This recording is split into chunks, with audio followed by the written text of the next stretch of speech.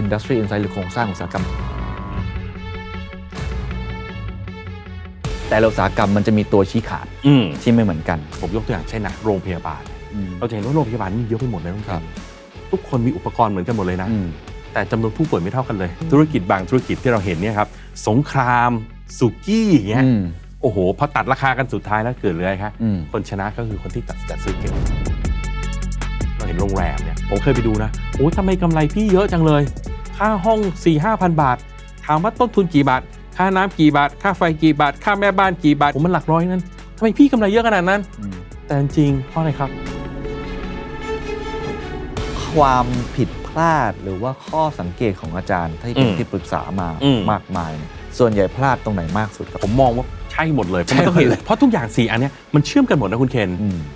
ทรัพยากรมันก็ไปกระทบกับค่าใช้จ่ายกับเงินลงทุนprocess มันก็ไปกระทบกับ customer value proposition ถ้า process คุณไม่มีเรื่องนี้แต่คุณไปสัญญาเรื่องนั้นไว้มันก็ไม่ได้นะครับมันเชื่อมโยงกันไปหมด The Secret Sauce Strategy Clinic กับดร.ทนัย ชรินทร์สาร What's your secret เคยสงสัยไหมครับเวลาเราเข้าไปดูในอุตสาหกรรมหรือว่าธุรกิจใดเช่นร้านอาหารโรงแรมพลังงานโลจิสติกการแพทย์การบินหรือแม้กระทั่งสื่อเขาทำกำไรกันยังไงธุรกิจเราเห็นหน้าบ้านนะครับเช่นเราเห็นว่าร้านอาหารทำงานกันอย่างนี้ทำเงินกันแบบนี้แต่แท้ที่จริงแล้วทุกอุตสาหกรรมทุกธุรกิจถ้าเรามองในเชิงนักกลยุทธ์มันมีสิ่งที่เรียกว่าหลังบ้านหรือผมใช้คำว่า Insight Industry Insight เป็นสิ่งที่สำคัญมากอะไรคือตัวแปรสำคัญอะไรคือ Game Changer อะไรคือตัวชี้ขาดตัวชี้วัดที่ทำให้บางธุรกิจบางบริษัทไปต่อได้และไปได้ไกลอย่างก้าวกระโดดกับบางบริษัทอาจจะเข้ามาแล้วหวือหวาในช่วงแรกแต่ต้องถอยทับและถอนตัวออกไปผมเชื่อว่านี่คือสิ่งสำคัญ Industry Insight หรือโครงสร้างอุตสาหกรรมไม่ได้มีในตำราด้วยนะครับเพราะอุตสาหกรรมเนี่ยมันเปลี่ยนแปลงตลอดเวลาคำถามสำคัญก็คือธุรกิจจะเข้าใจโครงสร้างอุตสาหกรรมหรือ Industry Insight นั้นได้อย่างไรโชคดีครับเรามีนักกลยุทธ์ท่านหนึ่งครับจริงๆก็จัดรายการกับผมมานานแต่ว่าเราห่างหายไปสักพักนะประมาณปี 2 ปีตอนนี้กลับมาอีกครั้งนะครับกับซีรีส์ Strategy Clinic แต่ครั้งนี้เราจะคุยกันเรื่อง Industry Insight นั่นก็คืออาจารย์ทนัย ชรินทร์สารนั่นเองครับสวัสดีครับสวัสดีครับคุณเคนดีใจที่ได้กลับมาอีกครั้งเช่นกันคุณเคนที่มานั่งข้างกันอย่างนี้นะกับกล้อง3ตัวอาจารย์เป็นศิลปินเดี่ยวมาสักพักนึงโอ้แต่เราก็ติดตามกันและกันอยู่ตลอดนะคุณเคนใช่คือผมคิดว่าเมื่อกี้ผมเกริ่นเพราะว่า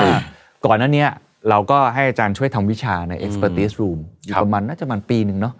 ใช่ไหมฮะแต่พอ2026มาเนี่ยเราเห็นเลยสถานการณ์เศรษฐกิจธุรกิจนี้ยากขึ้น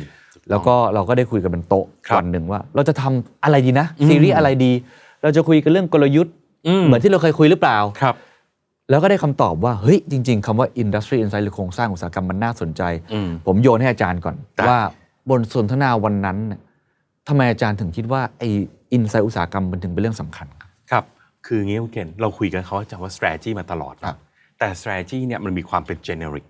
นะครับจนกระทั่งบางคนที่เคยเรียน MBA มาเนี่ยเขาจะอาจจะจำอันหนึ่งได้ที่อาจารย์ไมเคิล E. Porter สอนมันมี generic strategy พูดง่ายอยากคิดเรื่อง strategy เหรอมันมี pattern อยู่แล้ว 1. cost leadership 2. differentiation 3. niche คุณจิ้มอันไหนล่ะคราวนี้ถ้าคนทำเรียนแค่ strategy ครับแล้วรู้แค่ generic strategy แต่ยังไม่ได้เข้าใจด้วยซ้ำว่าธุรกิจของคุณเนี่ยจริงๆมันคืออะไรอันนี้มันยากมากๆเลยคุณเคนเพราะว่ามันต้องเข้าใจธุรกิจก่อนว่าธุรกิจของคุณเนี่ยมันเป็นอย่างไรมันทำเงินยังไงแล้วถึงเราค่อยมาคุยว่าแล้วเราจะทำอะไรต่อดีผมก็เลยคิดว่าการเรียนเนี่ย MBA เนี่ยเรียนพื้นฐานกันต่อไปแต่ทุกคนเนี่ยต้องไปเข้าใจอุตสาหกรรมเบื้องหลังยกตัวอย่างง่ายๆครับถ้าจะมาทำอุตสาหกรรมสื่อคนที่เก่งมากเลยในอุตสาหกรรมสื่อนะคุณเคนนะจับโยนลงไปนะในอุตสาหกรรมปิโตรเคมคุณเคนคิดว่าเกิดอะไรขึ้นตายเก่งมากเลยนะโอ้โหอยู่ในสื่อนี่กลยุทธ์สุดยอดเลยนะชนะทุกคนเลยนะโยนเข้าไปในปิโตรเคมตายใช่ตรงกันข้ามก็ตายเหมือนกันจริงเพราะฉะนั้นหมายความว่าไงครับถ้าเราจะทำกลยุทธ์ได้ดีและเราจะทำกลยุทธ์ให้ไปสู่ superior long term performance เนี่ยองค์ประกอบที่เราละเลยไม่ได้เลยคือความเข้าใจอินดัสทรีมันคือพื้นฐานอย่างอาจารย์เป็นที่ปรึกษากลยุทธ์หรือเป็นที่ปรึกษาธุรกิจมานานเรื่องนี้เป็นเรื่องสำคัญเช่นเดียวกันสำคัญมากในฐานะที่เป็นคอนซัลท์เนี่ยเรื่องเราฝึกยังไงหรือว่าเราทำความเข้าใจกับมันยังไงสำคัญมากเลยครับคุณเคน ผมยังจำได้เลยนะสมัยก่อนเนี่ยตอนที่เริ่มเป็นคอนซัลท์ใหม่ๆเราก็ยังเด็กมาก ครับ ๆเราถูกฝึกมาด้านของกลยุทธ์แต่ว่าก่อนที่เราจะเข้าไปสู่อุตสาหกรรมใดก็ตามนะครับที่บริษัทเนี่ยเขาจะต้องมีสิ่งที่เรียกว่า primer ให้เรา primer แปลง่ายๆเหมือนสีรองพื้น primer แปลว่าสีทับรองพื้นเหมือนคุณเคนจะทาสีบ้านเนี่ยคุณเคนต้องทาสีรองพื้นก่อนแล้วค่อยทาสีบ้านเรียก primer นะครับหรือบางคนเรียก101โอเคจะได้ยินบ่อยมากใช่ไหมฮะผมยังจำได้เลยตอนแรกที่ผมเริ่มไปทำงานใน consulting firm ต่างชาติเนี่ยเริ่มต้นเลยผมเคสแรกที่ผมต้องไปทำเป็นธนาคารเขาต้องมี primer ให้ผมเลยนะ1 วันเต็มๆเลยนั่งคุยกันเลยว่าธนาคารคืออะไรอ่ะเราอ่ะเป็นคนธรรมดาเราเห็นแต่เดินเข้าไปฝากเงินแล้วเราก็คิดว่านั่นแหละคือธนาคารจบเราก็รู้ว่าเขาไปปล่อยสินเชื่อแต่จริงๆมันมีกลไกข้างหลังมากมายไม่ว่าธนาคารเนี่ยเขาทำประโยชน์อะไรกันแน่ธนาคารเนี่ยเขาต้องมีอะไรบ้าง ธนาคารเขาต้องมีทรัพย์สินอะไรมีอุปกรณ์อะไรบ้างที่เขาทำงานธุรกิจได้และเขาทำเงินจริงๆอ่ะทำอย่างไรหรือธนาคารเขามี regulation มี bottleneck มีข้อจำกัดอย่างไรบ้างมีคู่แข่งในตลาดแบบไหนใช่แล้วคือมันไม่เหมือนกับ อุตสาหกรรมแต่ละอุตสาหกรรมมันไม่เหมือนกันเพราะฉะนั้นก่อนที่ผมจะเข้าไปทำกลยุทธ์ให้ธนาคารนั้นได้ผมต้องเข้าใจธนาคารก่อนก็คือมี primer นี้ถูกต้องฮะและไม่ใช่แค่นั้นด้วยนะฮะถ้าเราย้อนไปดูงานวิจัยในยุคอดีตเนี่ยเอาตั้งแต่ยุคอาจารย์ไมเคิลอีพอร์เตอร์แถวๆปี 1980 ครับท่านพูดไว้ตอนการศึกษายุคนั้นนะซึ่งวันนี้ตัวเลขมันก็เปลี่ยนไปบ้างแต่มันก็ไม่ได้เปลี่ยนไปมากท่านพบว่าความสำเร็จจำนวนหนึ่งครับขึ้นอยู่กับอุตสาหกรรมที่เราอยู่จริงครับจริงไหมครับเพราะบางอุตสาหกรรมวันนี้มันกำลังขาขึ้นเลยคุณเคนจริงครับที่เราเห็นในประเทศไทยวันนี้เราอาจจะบ่นกันเนอะว่าแย่นะคนหนึ่งที่ผมได้ยินข่าวมานะว่าเขาตอนนี้ขายจนทำไม่ทันเลยรถยนต์ไฟฟ้าครับโซลาร์เซลล์คุณเคนติดหรือยังที่บ้านเรียบร้อยครับเรียบร้อยเห็นไหมฮะมันก็มีแต่ละอินดัสทรีเนี่ยมันมีผลต่อความสำเร็จการเลือกเข้าอินดัสทรีหรือคำว่า where to play ก็เป็นคำถามเชิงกลยุทธ์ข้อหนึ่งเหมือนกันเพราะในการที่เราเข้าใจอินดัสทรีและเข้าใจอินดัสทรีที่หลากหลายเนี่ยมันจะช่วยตอบคำถามนี้ได้ว่า where to play และนอกจากนั้นถ้าเราเข้าใจอินดัสทรีดีพอเราจะรู้ว่าเราจะต้องทำตัวอย่างไรในอินดัสทรีนั้นเพราะในทุกอินดัสทรีมีทั้งคนประสบความสำเร็จและคนล้มเหลวเพราะฉะนั้นวันนี้เราจะมาทำ primer กันในแต่ละอุตสาหกรรมผมชอบประเด็นนี้มากอันนี้แชร์กับทุกท่านตอนคุยกับบนโต๊ะเพราะว่าก่อนหน้านี้เราเข้าใจเรื่อง generic strategy ระดับหนึ่งผมก็ได้รู้จากอาจารย์มาตลอดหลายปีที่ผ่านมาแต่พอเราเห็นแต่ละอุตสาหกรรมเนี่ยเนื่องจากผมสัมภาษณ์คนเยอะเวลาผมสัมภาษณ์เช่นเจ้าของอสังหาริมทรัพย์เจ้าของร้านอาหารเจ้าของธุรกิจพลังงานเจ้าของสื่อแม้ว่าจะมีกลยุทธ์คล้ายกันนะครับแต่วิธีการในการทำความเข้าใจวิธีการในการเพอร์ฟอร์มวิธีการในการเล่นแร่แปรธาตุหรือดูแค่ตัวเลขงบการเงินแตกต่างกันมากยิ่งถ้าใครเป็นนักลงทุนจะทราบดีว่านักลงทุนต้องดูตัวเลขงบการเงินแต่ละอุตสาหกรรมมันจะมีตัวชี้ขาดที่ไม่เหมือนกันถูกไหมเพราะฉะนั้นผมคิดว่าเฮ้ยผมเลยแบบโอ้อันนี้คือสิ่งที่ผมอยากนำเสนอให้กับทุกท่านมากแล้วก็ล่าสุดจานนี้เล่าเป็นเคสขำๆผมไปญี่ปุ่นมาแล้วผมก็ไปร้านหนังสือครับเดี๋ยวผมแชร์รูปให้ดูด้วยมันมีเซกชันหนึ่งเป็นหนังสือเกี่ยวกับ business book ผมก็นึกว่าหนังสือธุรกิจทั่วๆไปแต่ปรากฏว่าญี่ปุ่นเนี่ยเขาทำแบบนี้เลย primer แต่ละอุตสาหกรรมภาษาอังกฤษหรือภาษาญี่ปุ่นภาษาญี่ปุ่นครับแต่ primer เขาคืออะไรรู้ไหมครับramen business sushi business manga business คือมันเป็นธุรกิจที่เป็น creative ด้วยคือมีแน่นอนมี finance มี energy มีแบงก์มีอะไรต่างๆทั่วๆไปแต่ว่าเขาทำออกเป็นซีรีส์ที่มีหลายธุรกิจที่เราฟังแล้วแบบน่าสนใจเช่นการบริหารค่ายเพลงคืออันนี้ผมถึงบางอ้อเลยตอนที่ถึงญี่ปุ่นเนี่ยตอนที่นั่งอ่านแล้วมาคุยกับอาจารย์บอกเฮ้ยอันนี้แหละเป็นสิ่งที่รายการ The Secret Sauce ไม่เคยทำเป็นจริงเป็นจังและในวงการการศึกษาในประเทศไทยก็ขาดมากๆเหรอครับคือไม่ได้จริงจังถูกไหมเพราะอย่างผมสอน strategic management ผมไม่ได้สอน industry ใด industry หนึ่งเพราะว่าลูกศิษย์ที่ผมสอนมาเรียนอยู่ในห้องผมเขามาจากหลากหลายอุตสาหกรรมผมเลือกอุตสาหกรรมนี้คนนู้นก็จะไม่เข้าใจเพราะฉะนั้นวิธีการสอนในมหาวิทยาลัยของเราก็ต้องสอน generic strategy แล้วหวังว่าคุณจะไป apply เองแต่ปัญหาคือเราคนเหล่านั้นเนี่ยเขาเข้าใจ industry เขาดีพอหรือยังจริงใช่ที่เขาจะ apply ตรงนี้ได้ถูกผมว่าตรงเนี้ยเรามาเปิดประเด็นกันเถอะคุณใช่และนี่เป็นสิ่งที่เราจะมาทำในซีรีส์นี้กันคือเราจะเจาะไปทีละอุตสาหกรรมซึ่งแน่นอนเราคงจะเลือกอุตสาหกรรมที่อาจจะมีคนสนใจเยอะแล้วก็ทำเยอะก่อนแล้วหลังจากนั้นทุกท่านคอมเมนต์กันเข้ามาได้นะครับว่าอยากจะพูดอุตสาหกรรมไหนที่สำคัญที่สุดผมคิดอย่างนึงก่อนที่เราไปลงรายละเอียดในตอนแรกของเราเนี่ยผมคิดว่าบางครั้งคนแต่ละคน มีความเหมาะสมกับอุตสาหกรรมไม่เหมือนกันนะ ใช่ คือบางคนอาจจะเป็นมนุษย์ประเภทแบบ เหมาะกับอุตสาหกรรมแบบ defensive อุตสาหกรรมแบบป้องกันหน่อยๆบางคนอาจจะเหมาะกับอุตสาหกรรม growth เยอะๆบางคนอาจจะเหมาะกับอุตสาหกรรม high tech บางคนอาจจะเหมาะกับอุตสาหกรรมแบบสื่อแบบผมดิจิตอลครีเอทีฟบางครั้งมันไม่ใช่ทุกคนทำได้ทุกอย่างซึ่งอาจจะมีบางคนทำได้ดีนะแต่ว่ามันไม่ใช่แบบนั้นมันไม่ใช่แบบนั้นผมรู้สึกว่าเฮ้ยการที่เรามาคุยกันเนี่ยก็เหมือนแบบเฮ้ยเราได้ชาโดว์เราได้เป็นเงาของอุตสาหกรรมนั้นแล้วชวนคุยกันใช่ผมคิดว่าเรื่องนี้มันจะเป็นประโยชน์มากเลยคุณเคนเพราะว่าเราทุกคนเนี่ยเกี่ยวข้องกับทุกอุตสาหกรรมแบบไม่รู้ตัวนะใช่จริงไหมท่านผู้ฟังที่ฟังอยู่เนี่ยท่านในฐานะผู้ฟังท่านก็เกี่ยวข้องกับอุตสาหกรรมสื่อแล้วใช่คุณเคนเนี่ยอยู่ในอุตสาหกรรมสื่อเป็น CEO ท่านก็คือผู้ฟังใช่ไหมครับเพราะฉะนั้นในฐานะคนฟังเนี่ยถ้าเราเข้าใจอินดัสทรีเราจะได้รู้ว่าเขากำลังนำคุณค่าอะไรให้กับเราไม่งั้นเราก็ไปคาดหวังอะไรแปลกๆ แบบว่าเขาน่าจะให้โน่นเขาน่าจะให้นี่แต่จริงถ้าเราเข้าใจจริงๆเราจะรู้ว่าทุกอุตสาหกรรมมันมีข้อจำกัดจริงไหมคุณเคนมีข้อจำกัดมีข้อได้เปรียบมีจุดที่ทำเงิน จุดที่ขาดทุนหรือว่ามันมีเขาทำได้แค่นี้ใช่แฟนคลับคุณเคนบอกคุณเคนเดอะสแตนดาร์ดช่วยทำนู่นนี่สิคุณเคนอาจจะกลับไปดูข้างหลังแล้วมันทำไม่ได้ถ้าถึงทำแบบนี้เนี่ยผลการประกอบการมันอาจจะไม่โอเคซึ่งแสดงว่าเรานอกจากจะเป็นผู้ประกอบการแล้วเราอาจจะเป็นผู้บริโภคที่มี critical thinking มากขึ้นเช่นเราจะได้คาดหวังได้อย่างถูกต้องเช่นจะไปซื้อตั๋วเครื่องบินเราจะได้รู้ว่าอ๋อเขากลไกข้างหลังมันเป็นแบบนี้เขาออกแบบมาเพื่อจะให้เราแค่นี้แหละ เราอย่าไปเอามากกว่านั้นหรือว่าทีถ้าเขาดีเลย์ซะหน่อยนึงนะผมก็สังเกตอย่างสายการบินเงี้ยพอทีดีเลย์หน่อยนึงคนโวยวายบอกทำไมไม่ตรงเวลาแหมเขาต้องเอาเซฟตี้มาก่อนนะครับเกิดเขาตรงเวลาแล้วเซฟตี้มันไม่ได้จะเกิดอะไรขึ้นเนาะบางท่านไปโรงพยาบาลแล้วก็เนี่ยนัดเวลาหมอนัดแพทย์แล้วตอนเนี้ยปรากฏว่าพอมาถึงปุ๊บต้องนั่งรอ1 ชั่วโมงพยาบาลบอกว่าแพทย์ติดเคส ICU อ้าวบ่น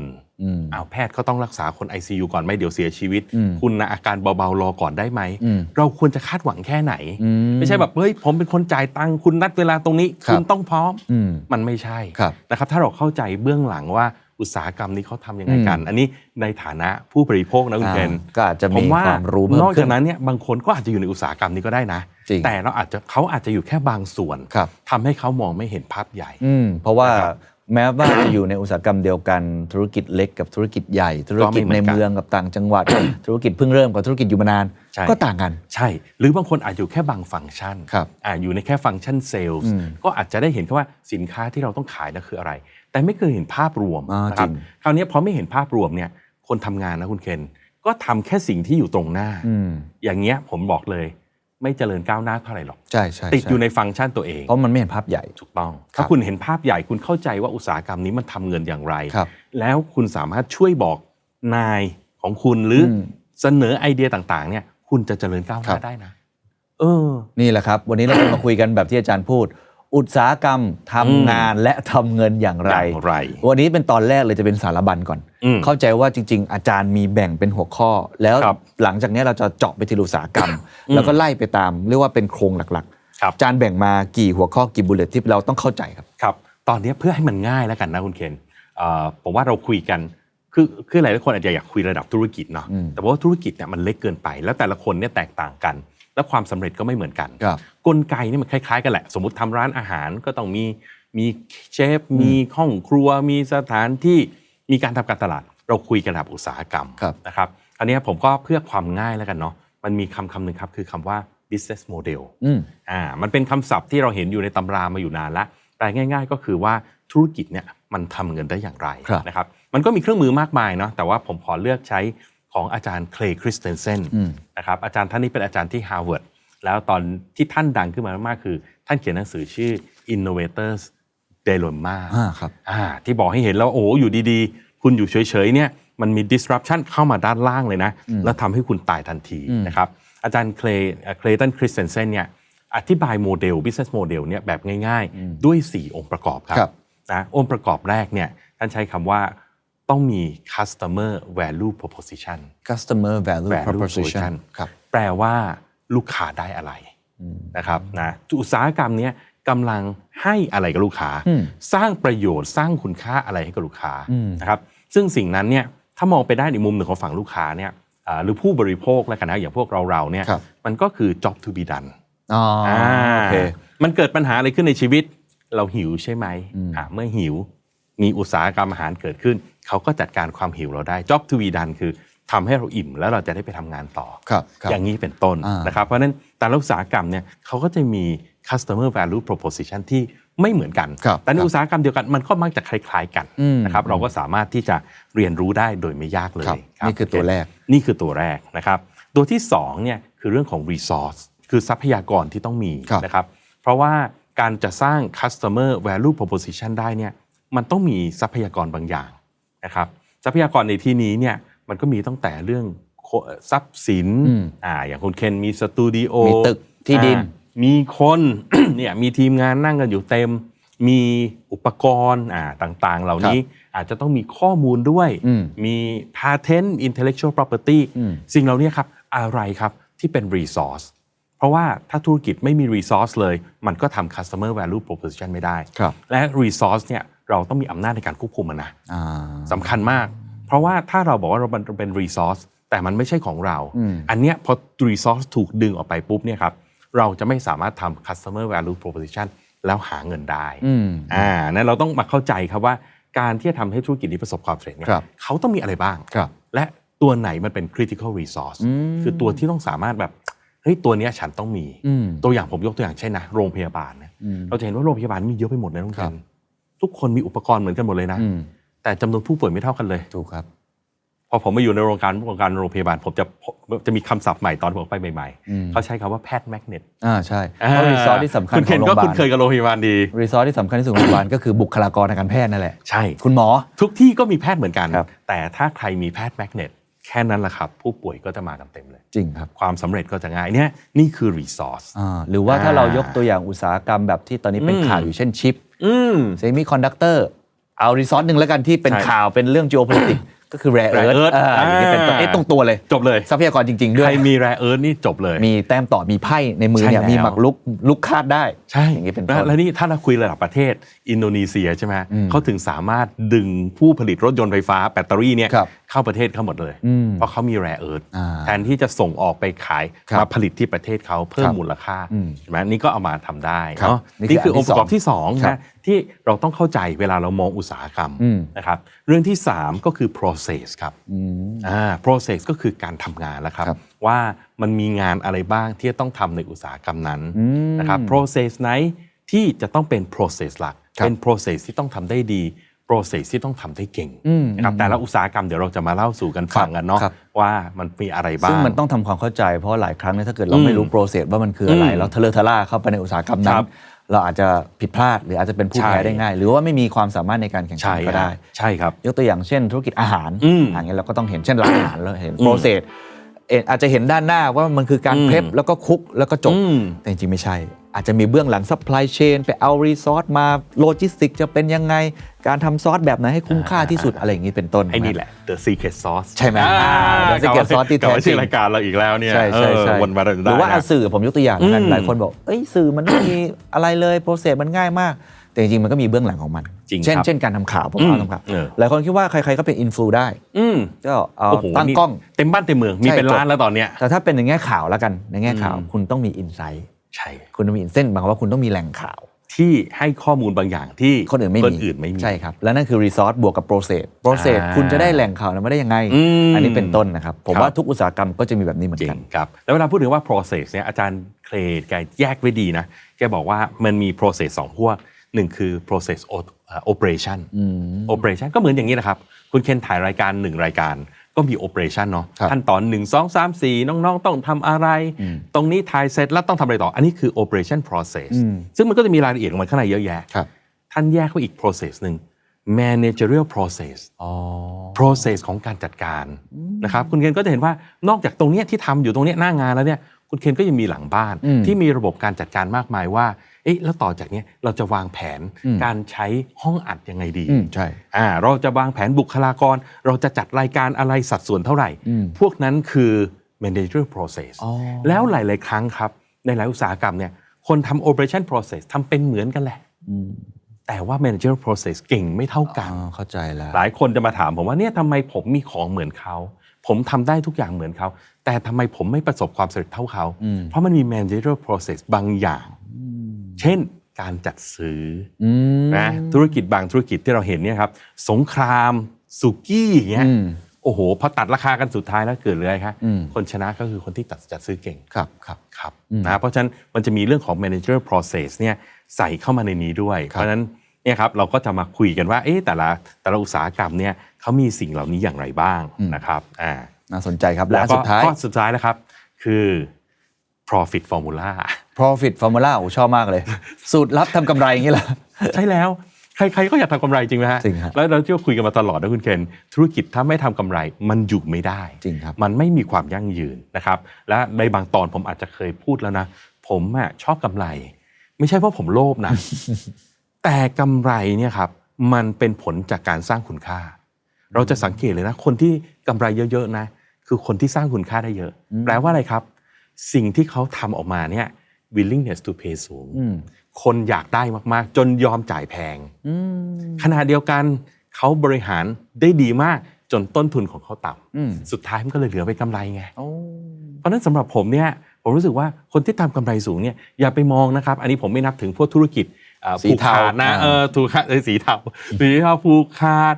สัมปทานอะไรเงี้ยผมไม่นับพวกนั้นนะผมคิดว่าในธุรกิจที่แข่งขันกันอยู่เนี่ยใครทำกำไรได้สูงแสดงว่าผู้บริโภคเนี่ยเขาให้มูลค่าคุณสูงแล้วคุณเก่งมากในการบริหารทรัพยากรทำให้ต้นทุนคุณต่ำนะครับเพราะฉะนั้นเนี่ยเราจะต้องมาดูด้วยว่าแล้ว profit formula เนี่ยของเขามันเป็นยังไงแน่เขาถึงสามารถทำกำไรได้แล้วตัวนี้ครับมันจะเป็นตัวบอกให้เห็นเลยว่าอุตสาหกรรมเนี่ยมันทำกำไรได้มากหรือจริงๆมันทำกำไรได้น้อยในเวลาอาจารย์พูดว่า profit formula ในมุมอุตสาหกรรมอาจารย์หมายถึงว่ามันจะเป็นเหมือนสมการเลยไหมครับ A ลบ B เท่ากับ C หรือว่ามันจะออกมาเป็นลักษณะคล้ายๆอย่างนั้นแต่เราจะต้องเห็น 3-4 เรื่องครับเรื่องแรกคือแหล่งรายได้เพราะว่ากำไรมันต้องมาจากรายได้เนาะ2เรื่องของค่าใช้จ่าย3คือเรื่องของการลงทุนมีการลงทุนด้วยใช่ครับเพราะเวลาเราดูเนี่ยผมอาจจะพูดในบางตอนแล้วเนาะนักกลยุทธ์เวลาเราดูเรื่องกำไรเราไม่ได้มองกำไรแท้ๆเป็นตัวเงินบาทเรามอง return on invested capital ROIC นะครับเรามองว่าคุณทำกำไรเท่าไหร่อยู่บน capital ที่คุณใช้เท่าไหร่ capital มันก็เกิดจากการลงทุนนั่นเองเข้าใจนะครับเพราะฉะนั้นเราต้องเข้าใจกลไกตรงเนี้ยบางธุรกิจเนี่ย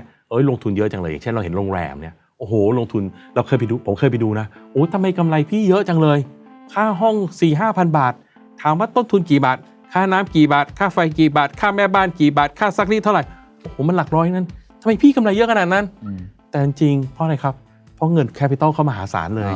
สร้างโรงแรมลงทุนที่ดินลงทุนเรื่องของการ develop โปรเจกต์นั้นขึ้นมาใช่ฮะเพราะฉะนั้นมันต้องไปดูกลไกเหล่านี้ด้วยว่าสุดท้ายเนี่ยจริงๆกำไร ROIC เนี่ยมันเป็นอย่างไรแล้วเดี๋ยวเราจะกลับมาดูว่าถ้าเรามีเงินอยู่จำกัดเราควรจะไปลงทุนไหมในธุรกิจนี้โอ้โหดีมากเลยครับงั้น4ตัวแปรนี้อันที่1ผมทวนอีกครั้งเป็น customer value proposition ใช่ครับเราส่งมอบคุณค่าอะไรให้กับเขาอันที่2 resource ใช้ทรัพยากรอะไรบ้างในแต่ละอุตสาหกรรมอันที่3คือ process ครับซึ่งเป็น2อย่างมี operation กับแบบเป็น managerial แล้วก็สุดท้ายก็คือ profit formula เขาทำเงินทำกำไรได้ยังไงน่าสนุกไหมคุณเคนเพราะมันมี framework เลยเนี่ยผมว่ามันจะทำให้เราเข้าใจอุตสาหกรรมได้ง่ายขึ้นใช่งั้นผมทิ้งท้ายก่อนที่เราจะไปตอนถัดไปเลยความผิดพลาดหรือว่าข้อสังเกตของอาจารย์ที่เป็นที่ปรึกษามามากมายเนี่ยคนที่เวลาก่อนจะเข้าอุตสาหกรรมนั้นหรืออยู่ในนั้นมานานแล้วมีคนเข้ามาใหม่เนี่ยส่วนใหญ่พลาดตรงไหนมากสุดกับใน4ประเด็นผมมองว่าใช่หมดเลยเพราะทุกอย่าง4อันนี้มันเชื่อมกันหมดนะคุณเคนทรัพยากรมันก็ไปกระทบกับค่าใช้จ่ายกับเงินลงทุนprocess มันก็ไปกระทบกับ customer value proposition ถ้า process คุณไม่มีเรื่องนี้แต่คุณไปสัญญาเรื่องนั้นไว้มันก็ไม่ได้นะครับมันเชื่อมโยงกันไปหมดที่ผมเห็นเนี่ยมักจะเกิดจากคนที่อยู่ข้างนอกนะเขาไม่ได้ทำศึกษา industry insight สิ่งที่เขาเห็นน่ะกับความเป็นจริงที่เขาเจอข้างใน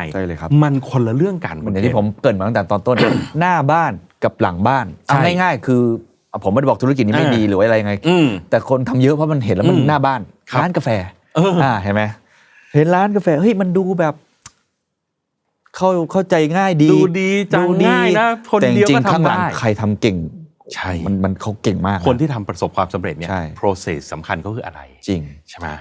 มันอยู่ตรงนั้นเลยเม็ดกาแฟทุกคนก็ซื้อได้เหมือนกันตั้งร้านก็ตั้งได้เหมือนกันแต่อะไรที่ทำให้ประสบความสำเร็จนั่นแหละครับคือสิ่งที่ผมว่าจะคุยกันได้เนาะยาวฟังคุณเนี่ยรู้เรื่องกาแฟแล้ว ผมคุยเรื่องไวน์บ้างแล้วกันเนาะ ครับ คนก็เห็นว่าโอ้เดี๋ยวนี้ดื่มไวน์กันเยอะแยะเลยนะอันนี้ก็เป็นความรู้ที่ผมไปได้ตอนผมไปเที่ยวประเทศอาร์เจนตินาครับตอนนั้นไปเที่ยวแล้วก็โอ้ที่นั่นไวน์เยอะมากก็เลยไปไวนารี่แล้วก็คุยกับเขาคนขายเขาก็มาดูที่ไวน์ผมบอกไวน์โอ้โหไวน์ขวดนึงแพงเนี่ยเขาก็ถามผมว่าคุณรู้ไหมว่าไอ้ไวน์1 ขวดที่คุณดื่มมันอยู่เนี่ยต้นทุนแพงสุดมันคือตัวไหนไม่รู้เนี่ยขวดมันก็แพงอยู่นะมันเป็นพันเลยนะเชื่อไหมต้นทุนที่แพงที่สุดนะจุกก๊อกเอาจริงป่ะฮะจุกก๊อกนี่แหละคุณเคนคือตัวแพงที่สุดประมาณ75 เซนถึง1 เหรียญ 50ในขณะที่ขวดเนี่ยประมาณ35 เซนถึง60 เซนในขณะที่น้ำองุ่นที่อยู่ข้างในมูลค่าถ้าไม่มีเลยอยู่ในไร่องุ่นน่ะเก็บมาแบบคอมมอดิตี้อ่ะคุณเคนแล้วเอามาทำการหมักอ่ะผ่านกระบวนการเดิมๆซ้ำแล้วซ้ำอีกถังไม้โอ๊กต้นทุนแทบไม่มีเลยเนี่ยคนที่อยู่ข้างนอกไม่เข้าใจสิ่งเหล่านี้ว่าจริงๆมันเขาทำกำไรจากอะไรกันแน่ต้นทุนมันอยู่ตรงไหนแน่จุกก๊อกกลายว่าแพงที่สุดที่จุกก๊อกผมก็อึ้งไปเลยนะเรากินเสร็จแล้วก็โยนจุกก๊อกทิ้งเลยอ่ะมันอะไรเนี่ยมันก็น่าคิดดีแต่เคยได้ยินเหมือนกันเคยได้ยินเรื่องแบบบางอันพวกแพคเกจจิ้งอะไรแพงกว่าตัวสินค้าข้างในน้ำดื่มบรรจุขวดนี่ไงฮะเห็นชัดเจนเลยแพคเกจจิ้งแพงกว่าน้ำและที่แพงกว่าแพคเกจจิ้งคือค่าขนส่งใช่ค่าขนส่งแพงสุดเลยด้วยบางทีใช่มันคนมันนึกแบบทำน้ำดื่มมันเถอะขวดพลาสติกเท่านี้แต่ค่าขนส่งเท่าไหร่และอย่าลืมค่าการตลาดด้วยจริงครับใช่ไหมคุณเคนพวกนี้มันคือกลไกถ้าเราเข้าใจเราจะมองแบบคนข้างในเราจะเข้าใจว่าถ้าเราจะเข้าเรามีอะไรที่เหนือกว่าคนที่เขาเล่นอยู่ไหมหรือเรามีอะไรที่แตกต่างจากคนที่เขาเล่นอยู่ไหมใช่ไหมถ้าไม่เหนือกว่าเข้าไปก็โดนเขาเหยียบถ้าไม่แตกต่างก็ไม่มีอะไรที่จะจับกลุ่มลูกค้าใหม่ใช่หรือคิดกลับกันก็คือถ้าเราอยู่ในอุตสาหกรรมนี้อยู่แล้วแล้วมีผู้มาใหม่ที่ disrupt วงการซึ่งมีอยู่เรื่อยๆเนี่ยคุณเคนเจออยู่เป็นประจำเยอะมากเขาทำได้ยังไงเขาทำแบบไหนเราจะได้หาวิธีการตั้งรับแล้วก็ป้องกันตัวเองได้ถูกใช่ครับแล้วผมถ้าเราเข้าใจตรงนี้ดีพอและเราขยันพอนะผมอยากชวนทุกคนงี้คิดอย่างต่อเนื่อง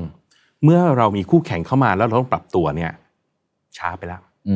จริงๆสิ่งที่สุดคือเราต้องปรับตัวไปข้างหน้าตลอดเวลาคิดตลอดเวลาใช่ครับเราอยู่ตรงนี้อยู่แล้วเรามี position ที่ดีเราต้องคิดต่อไปเรื่อยๆนำหน้าไปให้เร็วกว่าคนที่เขาเข้ามาทีหลังนั่นเองนี่แหละครับคือตอนแรกนะครับของ Strategy Clinic Industry Insight แค่ตอนแรกก็ตื่นเต้นแล้ว4อย่างคุณสามารถเอาลองไปคิดก่อนได้นะทำเฟรมเวิร์กในอุตสาหกรรมตัวเองก่อนเพราะว่าผมเชื่อว่าคุณมีความรู้ระดับหนึ่งในอุตสาหกรรมของตัวคุณเองแต่เดี๋ยวเราจะค่อยๆเจาะไปทีละอุตสาหกรรมอุบไว้ก่อนว่า ตอนต่อไปจะเจาะอุตสาหกรรมไหนก่อนได้แล้วผมก็อยากเชิญชวนท่านผู้ฟังด้วยนะครับคือผมกับคุณเคนเนี่ยเราอยู่ในแต่ละอุตสาหกรรมนะครับทุกท่านก็อาจจะมีอุตสาหกรรมที่รู้จักอยู่ในอุตสาหกรรมอื่นที่ต่างจากเราเนาะใช่ครับเพราะฉะนั้นถ้าเราทำรายการขึ้นมาแล้วเนี่ยนะครับทุกท่านเห็นว่าตรงไหนมีประโยชน์เนี่ยช่วยเข้ามาคอมเมนต์กันสักนิดนึงหรือว่ามีมุมมองไหนที่เรามองไม่เห็นแต่คิดว่าจะเป็นประโยชน์กับผู้อื่นเนี่ยผมว่าเรามาช่วยกันแชร์เราจะได้ทำให้ทุกๆคนเนี่ยรวมทั้งเรา2 คนและผู้ชมทุกท่านเนี่ยเข้าใจอุตสาหกรรมดีขึ้นแล้วเราจะได้ตัดสินใจกับมันดีขึ้นไม่ว่าในฐานะลูกค้าเนาะเราจะได้คาดหวังถูกต้อง